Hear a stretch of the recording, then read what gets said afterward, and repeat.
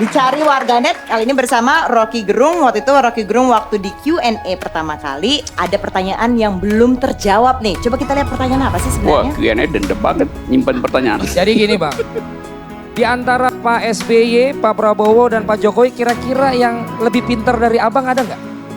Itu yang pertama. Yang kedua, kalau nggak ada, siapa yang menurut Abang paling nggak di sini tuh yang bisa di Indonesia ini lebih pintar dari Abang?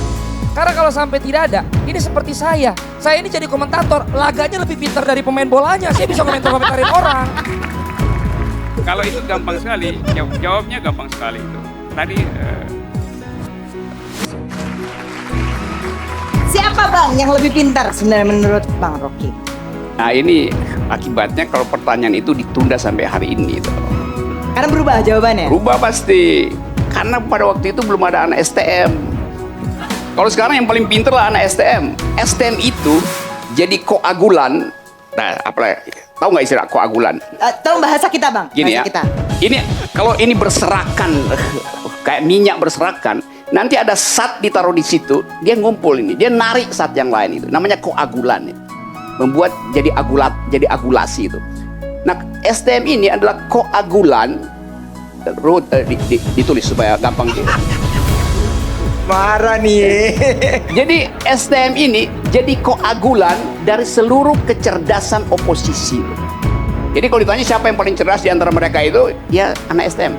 Karena dia mampu untuk mendefinisikan situasi hanya dengan melihat cover majalah Tempo. Dia udah ngerti semiotik dari kecurangan dan segala macam bohong. Dia nggak perlu baca Tempo.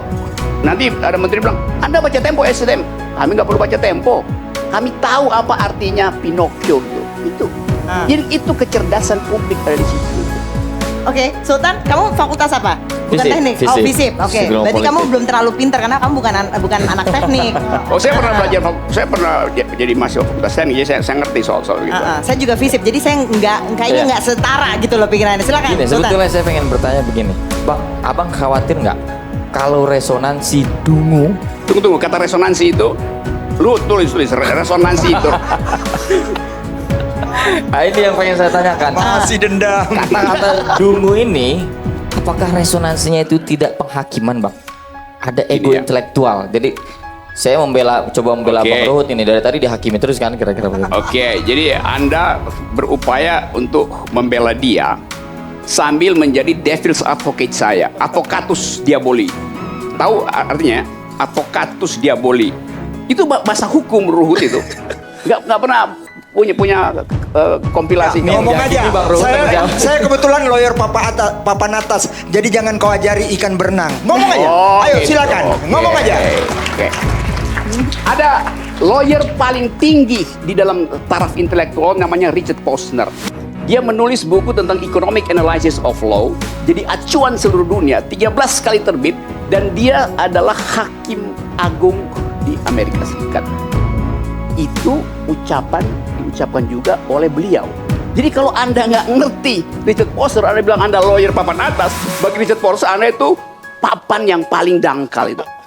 Anak saya umur 14 tahun, bacaannya lebih hebat dari kau. Oke. Ya Rocky. Ya, bagus itu. Jadi nggak usah bangga kau. Ya, karena itu saya bangga Siapa anak-anak. kau? Benar. Ini ada kaca, ngaca. Ngaca ya. Biar pintar kau Rocky. Kau nggak pernah ngaca, jadi ngomong nggak sembarangan saja. Ya, ini caranya. Makasih Rocky. Ini Ini kan tadi bukan soal pribadi.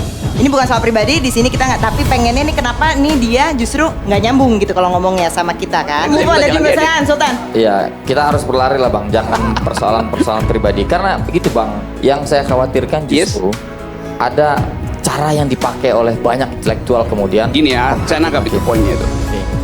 Di Prancis diajarkan tentang reasoning, logical fallacies dari umur SMP. Sehingga dia bisa berbantah-bantahan dengan anggota MPR ini. Nah, saya ingin lihat pribadi, itu. bukan serang-serang pribadi ya Bang. Bukan serang pribadi. Jadi sistem pendidikan kita mau menghindari ketajaman argumentasi.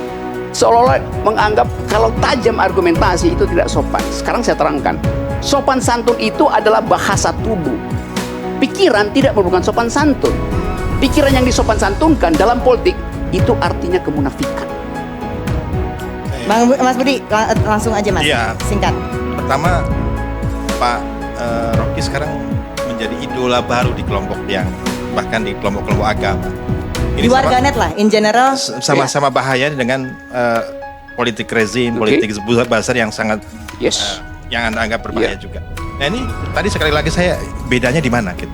Sekarang Anda menikmati menjadi selebriti di kelompok-kelompok yang saya terangkan. Saya tidak nikmati. Posisi saya terhadap pluralisme, terhadap religi nggak berubah.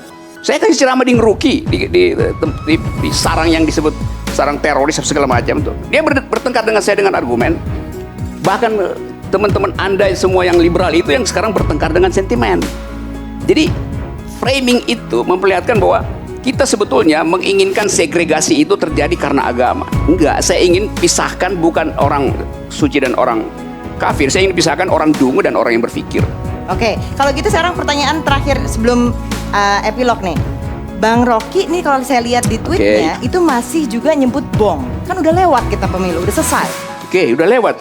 Pemilunya udah lewat. Bahkan presiden udah bilang jangan sebut lagi kampret segala macam cebong. Tapi faktanya masih ada. Bong itu adalah sinonim dari kedunguan. Sinonim dari kedunguan. Catat itu. Bukan Itu kan definisi yang definisikan sendiri kan? Itu definisi yang Anda definisikan sendiri. Saya definisikan itu dan akan dicatat kemudian akan masuk di dalam kamus Indonesia berikut. Kenapa? Ada soal apa? Oke. Kita dengarkan epilog Kang Maman yang kali ini akan dibacakan oleh Ari Kiran. Oke, Ari. Koalisi oposisi dua sisi dari koin demokrasi. Menjadi corong penyambung dan pembesar suara, pendukung setia, pemuja mati-matian adalah hal biasa saja. Menjadi oposan, menjadi lawan, bukan kawan dalam perhelatan perpolitikan pun hal yang biasa saja. Tinggal tanya yang mengemuka. Kebenarankah yang dituangkan?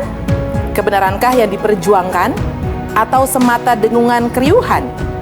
Terus teriakan apapun agar lebih viral dan trending ditimbang kebenaran. Voice atau noise? Voice atau invoice? Mampukah kita melepaskan segala kelekatan terhadap kepentingan diri, baik di posisi sejalan ataupun yang berlawanan? Pertanyaan yang hanya bisa dijawab oleh nurani masing-masing.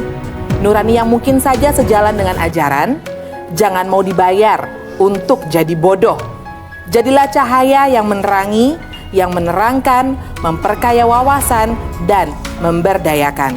Sebagai penutup, jangan biarkan kebisingan pendapat orang lain mematikan dan menenggelamkan nurani dan batin. Cakep.